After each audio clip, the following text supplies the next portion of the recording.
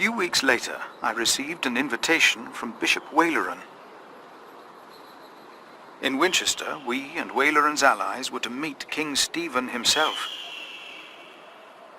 The bishop seemed assured that because we had helped the king, Stephen would support us in return. And that with his help, we would be able to rebuild Kingsbridge Cathedral.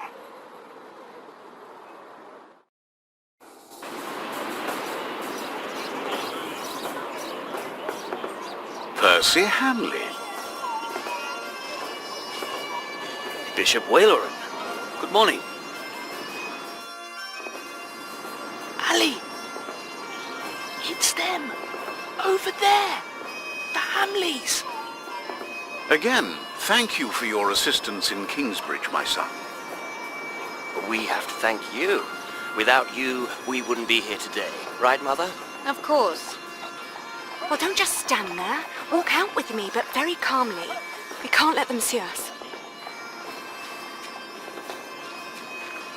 Oh, children, pardon me.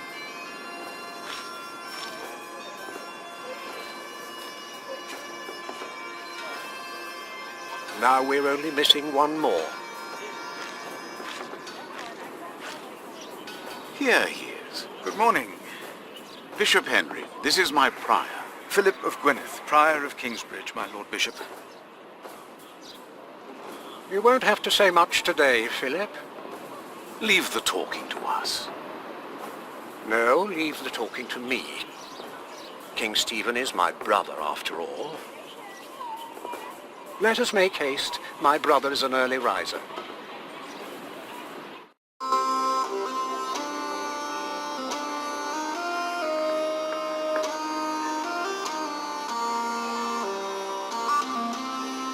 We must make haste. I want to go hunting in the New Forest. England is full of game. No comparison to Normandy. This country's still wild. This is Waleran Bygod, the Bishop of Kingsbridge. Waleran, I remember you. We've met before. And Percy Hamleigh. My king. He brought Bartholomew to justice. And it's not the first time he's helped me. He has Norman blood in him. We should hunt together someday. Indeed, sire. Bartholomew, on the other hand, will not leave the jail alive. Percy Hamleigh did not do it without help, my lord. It was I who told him of the plot against you. And now you come to be rewarded as well. I see. My brother, the Cathedral of Kingsbridge has burnt down. Waleran asks for a reward, not for himself. He asks for our church. I take it your church cannot afford to rebuild that cathedral, Henry. Neither can the crown. I, or rather Bishop Waleran, had an idea. You could give the Earl of Shiring's lands to the Bishop of Kingsbridge to finance the rebuilding of the cathedral. I like the idea. But Percy and his men were the ones who took Owl's Castle, not Bishop Waleran. Right, Percy? Yes, my king. He knows the area, and he will be a loyal Earl, will you not? Of course, my king. You ought to give thanks to God first. God made you king. Don't go on like that, Henry. Don't do that. You know what happens when you do that. It was a long way to this throne. Yes, my brother. Now I will hunt. My Lord King, I thank you for being willing to reconsider the future of the Shiring earldom. When shall we hear your decision? tomorrow. Bring my bow. Tell the men we hunt.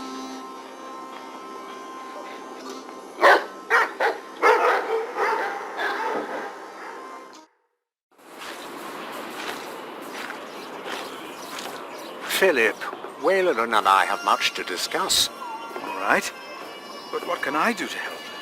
Well, my brother asked me to get a confession from the traitor Bartholomew. A confession would be helpful against those who believe Bartholomew's arrest was unjust, and it may help us to convince my brother to forget all about his promise to Percy Hamleigh.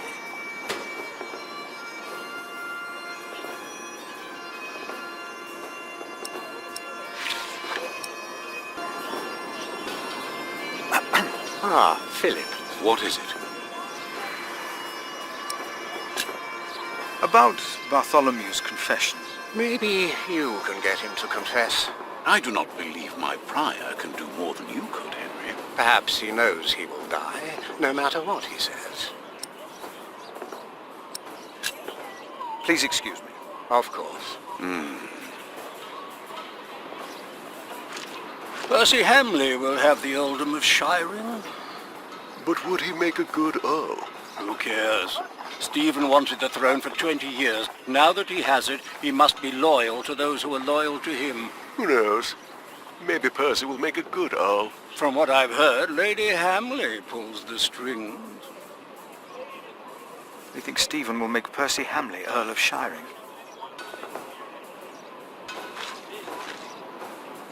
From what I heard, this is about the cathedral in Kingsbridge. It burned down. Yes. Then the king should help in some manner, but not by giving away English land to the church. Did you not say Bishop Henry was the richest man in England? Then why is he not paying for the cathedral? God has very tight purse strings, it seems. They don't believe Wayland's plan will be successful. Bartholomew and his followers would have only been the first wave. Robert of Gloucester remains, and he will attack. And that's what you keep telling us. Maybe because the king likes to hear that you share his worries about Robert of Gloucester. Robert of Gloucester wants to see his sister on the throne. He will attack. And the Welsh will fight on his side. You mark my words. They think Robert of Gloucester might attack.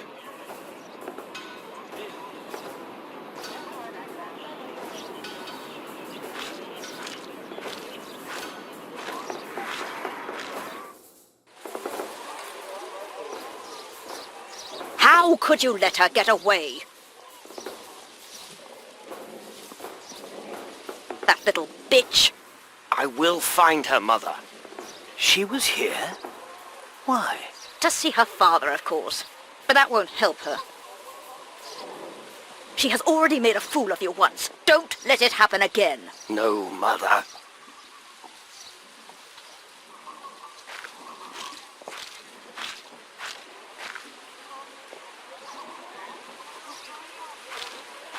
Good day. You come to visit someone in my jail, Father? Or do you want to pick out a nice warm cell for yourself? How dare you? Oh, I'm just pulling your leg. See? A smile. Just for you, Father.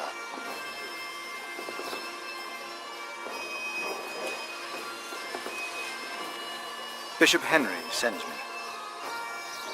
The bishop, eh? What does he want? He wants me to talk to Bartholomew of Shiring. Bartholomew of Shiring. Ha! It's only Bartholomew now.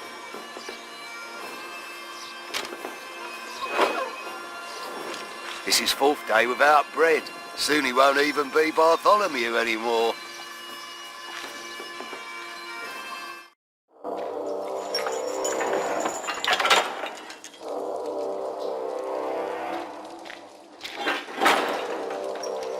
Bartholomew, I am Brother Philip.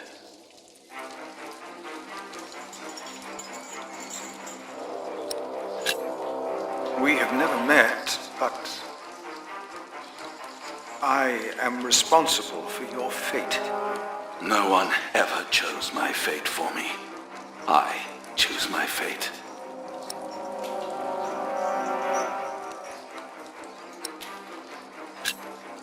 Your conspiracy. Was it really worth dying for? Stephen sent you. Why would you side with the usurper?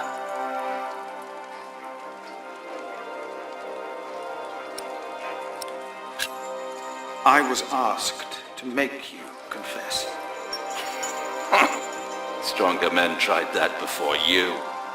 Why should I confess to you?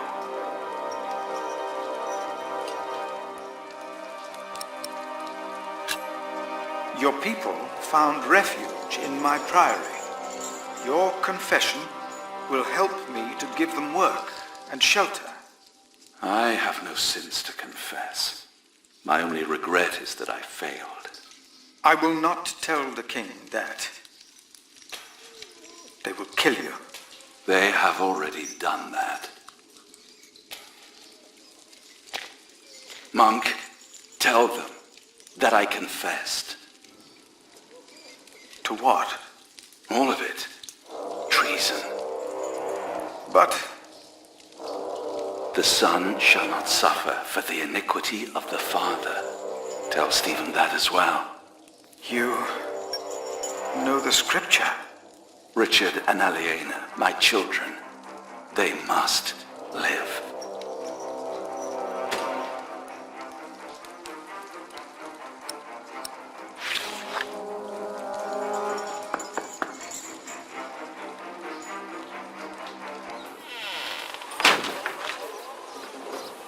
And a good day to you too, Father.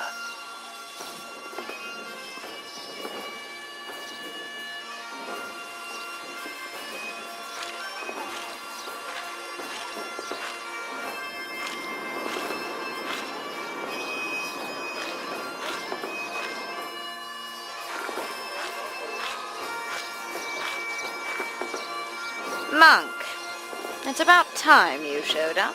Huh? Regan Hamleigh. We have not been formally introduced. You are a fool. Is that formal enough for you, Monk?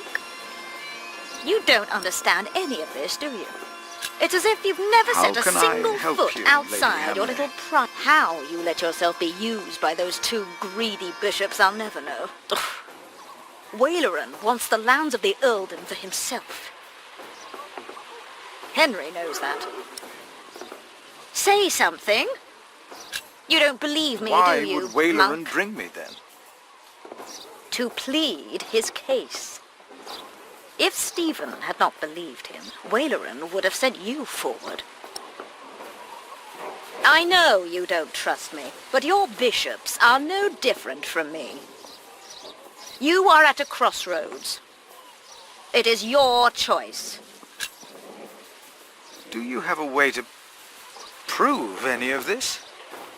Ride with my son, William. Just a few hours. I will prove to you that Waleran will betray you. All right. I will ride with your son, if only to prove you wrong. Very well. Maybe you're not a fool, after all. But do not let the bishops see you. William? What? Ride with Father Philip. Do as I said.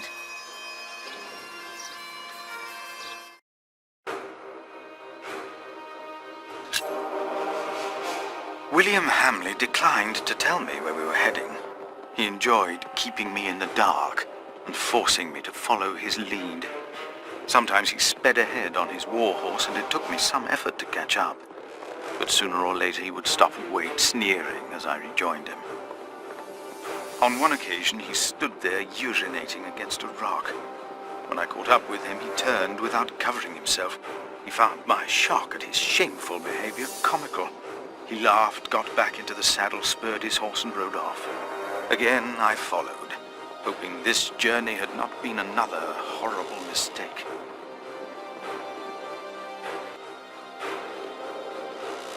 Near a bridge, I found William with a group of washerwomen. He was shouting at them. When I arrived, I could only hear their replies. They said that they had not seen a girl or a boy fitting his description. A younger, blonde woman said that even if she had seen the girl, she would not tell him. Apparently, she had heard of William Hamleigh. William grabbed the startled-looking woman by the arm. He shoved his right hand under her skirt. She started crying. The other women asked William to stop, but were afraid to anger him. William turned and grinned when he saw me approaching.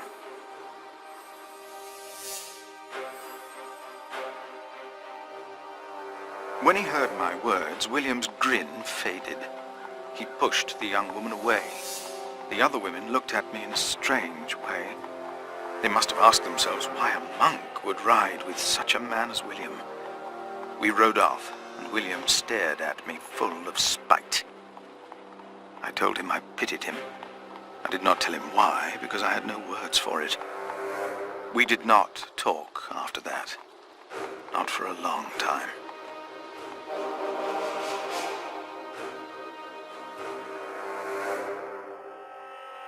William talked to more strangers along the way. First, I believed he was asking for directions. Then I realized that money was changing hands. William was paying these people for information. I was glad that for now he had lost interest in hurting others. Then I saw an old woman pointing William to a bearded man on a horse. William called the man a horse thief. Then he grinned and signaled the puzzled man to get on his horse and ride with him. They rode faster and faster, and I could not hear what more they talked about.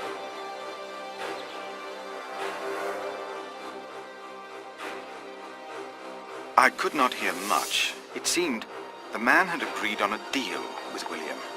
He received a handful of coins, and before he rode off north, I believed I heard the two mention a name, Aliena, and I prayed that whatever William's plan was, that it would fail. Then William waved at me to ride faster. I reckoned we had to be close to where Lady Hamleigh wanted us to go. Not long after, my stomach turned as I realized just where exactly we were bound.